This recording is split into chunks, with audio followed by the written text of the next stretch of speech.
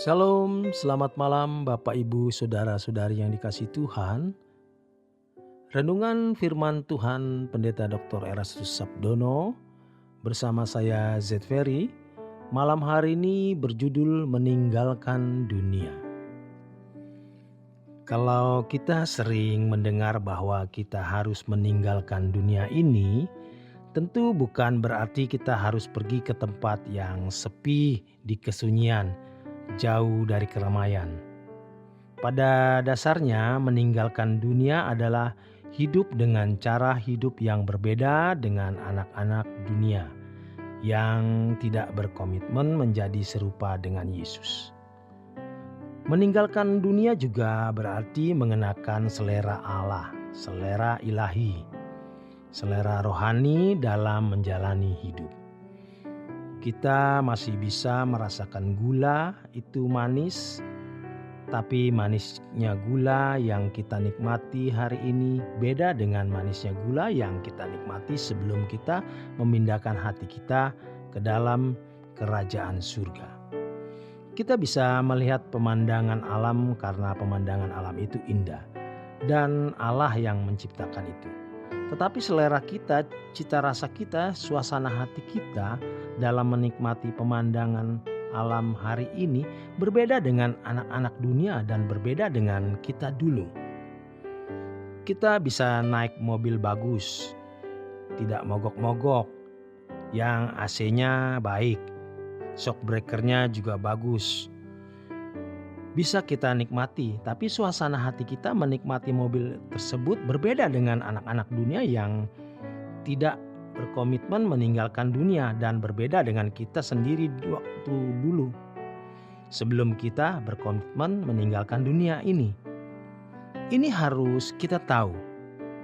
Dalam menjalani hidup dengan pasangan, kita harus memenuhi tanggung jawab dalam segala aspeknya.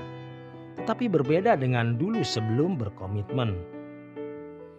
Orang yang meninggalkan dunia bisa menikmati apapun yang Allah sediakan selama itu tidak melanggar kekudusan.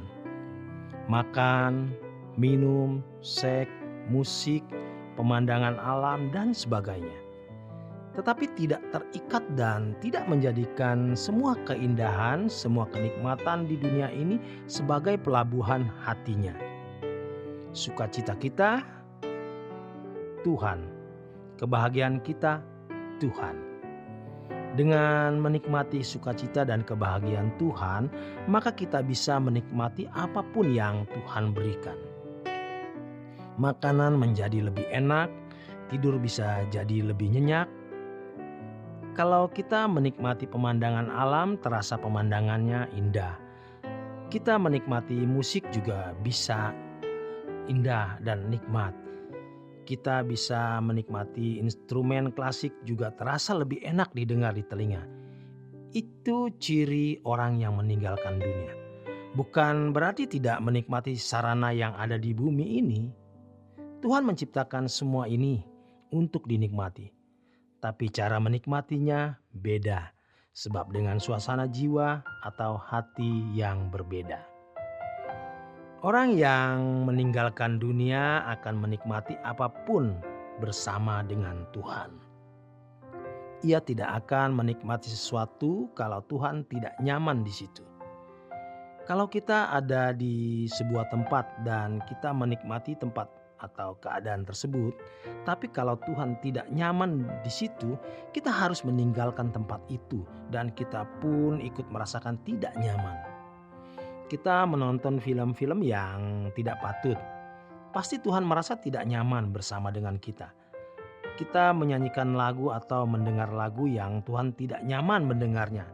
Kita ikut tidak nyaman dan kita tidak merasakan dan kita harus tidak meneruskannya. Orang yang meninggalkan dunia adalah orang yang tidak terikat. Jangan lupa nanti di langit baru dan bumi yang baru keadaan seperti bumi ini. Jadi surga itu seperti pengulangan dunia ini, tetapi di sana sempurna. Kalau kita tidak bisa menikmati apa yang Tuhan berikan di bumi ini, bagaimana bisa kita menikmati surga? Jadi, jangan kita berpikir mau menjadi orang suci, mau meninggalkan dunia. Kita sengaja tidak makan, kita sengaja tidak menyentuh musik, kita sengaja tidak hidup wajar supaya nanti kita bisa ke surga. Surga itu pun alam fisik. Kita seperti bumi ini dengan segala fasilitas yang ada. Kita harus bisa menikmati dunia ini dengan cara anak Allah, dengan suasana jiwa anak Allah, dan kita menikmatinya bersama dengan Tuhan yang menyertai kita. Itu artinya meninggalkan dunia. Orang yang meninggalkan dunia adalah orang yang menjadikan segala sesuatu yang dilakukan untuk kepentingan kerajaan surga. Dan di situ dia ikut menikmatinya. Segala sesuatu yang dimiliki dia persembahkan untuk kepentingan kerajaan surga. Kepentingan kerajaan surga itu pada intinya adalah pemberitaan Injil kepada orang yang belum mendengar Injil dan mengubah orang untuk serupa dengan Yesus sesuai dengan mandat Tuhan Yesus atau amanat agungnya, agar orang percaya menjadikan semua bangsa menjadi murid Yesus. Tidak cukup hanya sebatas menjadi orang Kristen, tetapi menjadi serupa dengan Yesus. Tentu kita sebagai pemberita Injil, sebagai saksi Kristus, sebagai utusan Kristus harus menampilkan kehidupan seperti Yesus dulu. Baru bisa kita menjadi alat di dalam tangan Tuhan, bisa menjadi utusan Tuhan untuk menyelamatkan jiwa-jiwa itu. Oleh sebab itu, sebagai orang yang menjadi utusan Kristus, hidup kita harus kelihatan wajar. Jangan aneh, jangan weird, jangan odd di mata manusia.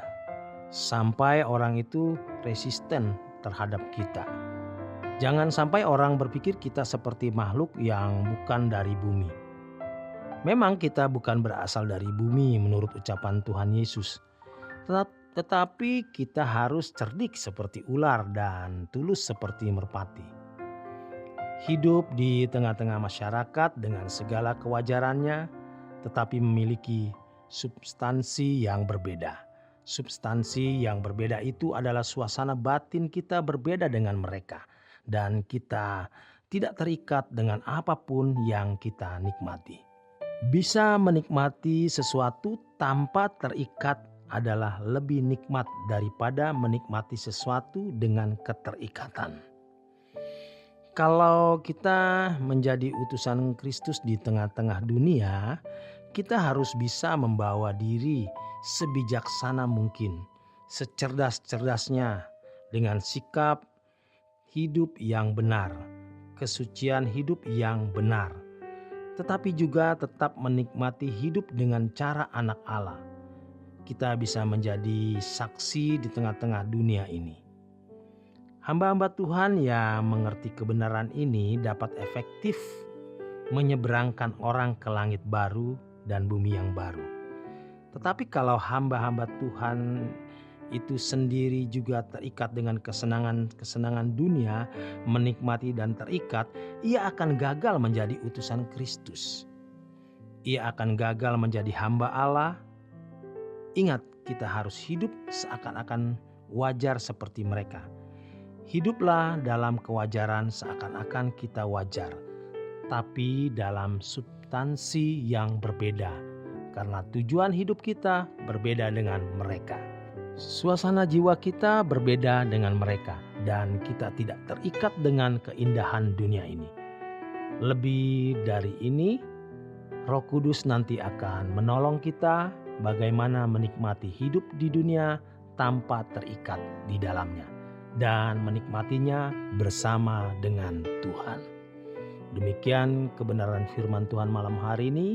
Selamat beristirahat, Tuhan memberkati.